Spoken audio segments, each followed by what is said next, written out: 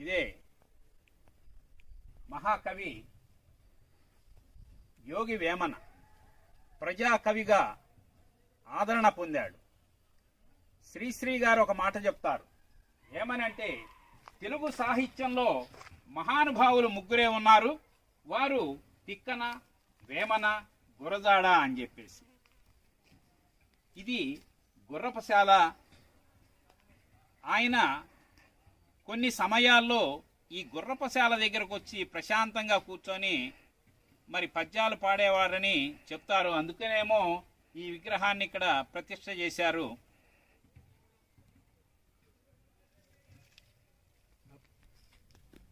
రాజుల యొక్క ఈ గుర్రపశాలను కూడా సందర్శిద్దాం. ఇంకా 800 సంవత్సరాలు గడిచినప్పటికీ కూడా ఇంకా చెక్కు చెదరకుండా ఆ రాతి ఫలకాలతో నిర్మితమైనటువంటి ఈ గుర్రపశాల అలాగే ఉంది.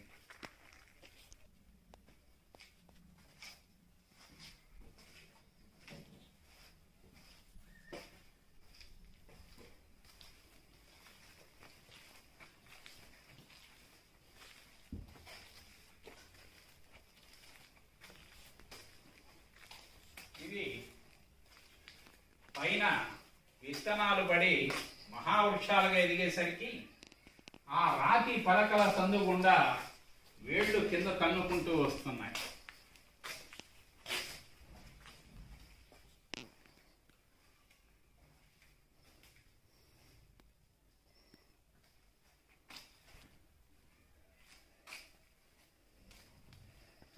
ఇంతటి చరిత్రను కళతో చూస్తుంటే మనసు బరువెక్కిపోతుంది. రెడ్డి రాజులు అన్ని 100 సంవత్సరాల క్రితం ఇక్కడ ఉండి 100 సంవత్సరాల పైచిలకు తమ సామ్రాజ్యాన్ని విస్తరించి కోటను శత్రు దుర్భిక్షంగా ఉంచటాన్ని మనం మర్చిపోలేము. రాచవేముని మరణానంతరం కొండవీటి రాజ్యం పతనం కాగా అతని సోదరుడైన వేమారెడ్డి విరక్తుడై సన్యసించి యోగి వేమనగా ప్రసిద్ధి చెందాడు. తర్వాత కాలంలో ఆయన దేశ సంచారం చేయిచు ఆసు కవితా ధారచే సంఘ సంస్కర్తై ప్రజాకవిగా విశ్వవిఖ్యాతి నొందాడు 1652 మరియు 1730 మధ్య.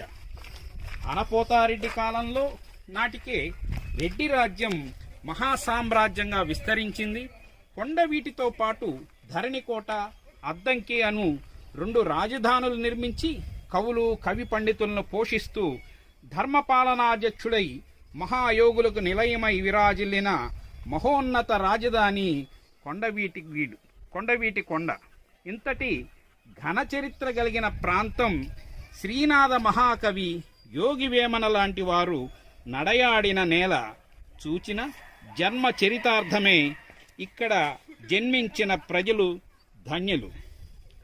చివరగా వేమన వారి దగ్గర వారి యొక్క శతకంలోని పూర్వకాలంలో ప్రతి పాఠశాలలో కూడా యోగి వేమన ఈ శతకాన్ని తప్పనిసరిగా పిల్లల చేత చెప్పిస్తుండేవారు.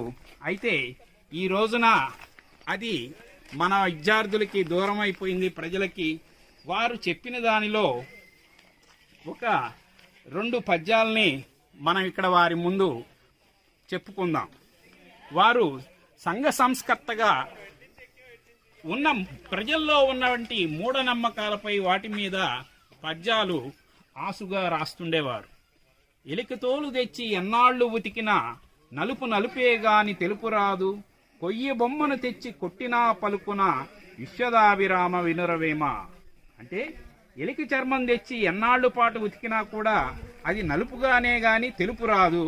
అలాగే కర్రను ఎంత అద్భుతమైన బొమ్మగా చెక్కినప్పటికీ అది మాట్లాడదు అని దాని అర్థం. అయితే ఈనాడైనతే కెమికల్ ఎఫెక్ట్స్తో నల్లడదాన్ని తెల్లగా, తెల్లడదాన్ని నల్లగా తేవటం, అట్టానే కంప్యూటర్ యుగం అయిపోయింది. కొయ్య బొమ్మల చేత కూడా మాట్లాడిచ్చే రోజులు ఈ రోజున వచ్చినాయి. అది మనందరికీ తెలుసు. అట్లానే చిత్తశుద్ధి కలిగి చేసిన పుణ్యంబు కొంచెమైనా నది గొదవ కాదు, విత్తనంబు మర్రి వృక్షంబునకునెంత విశ్వదాభిరామ వినురవేమ.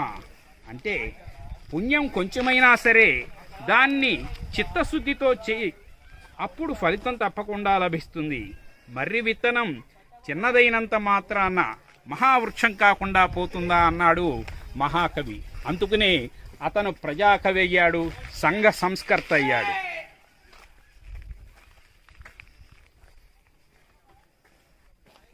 పైన ఒక మండపం ఉంది.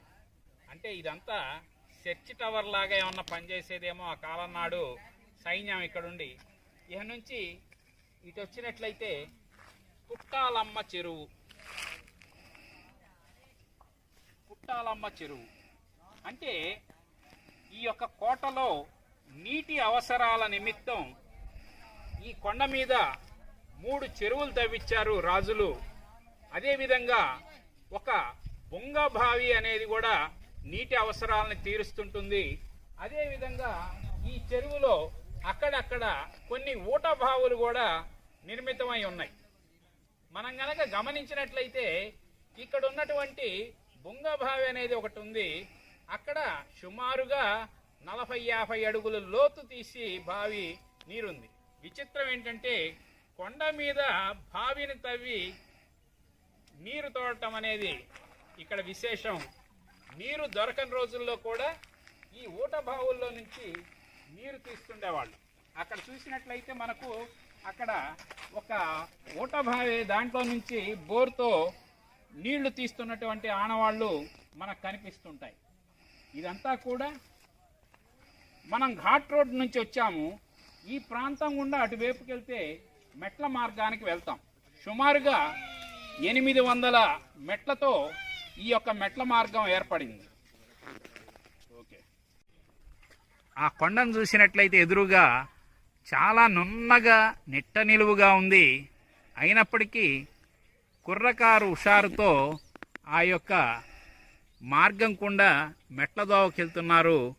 మనకి బొమ్మల్లాగా కనిపిస్తూ ఉన్నారు వాళ్ళు.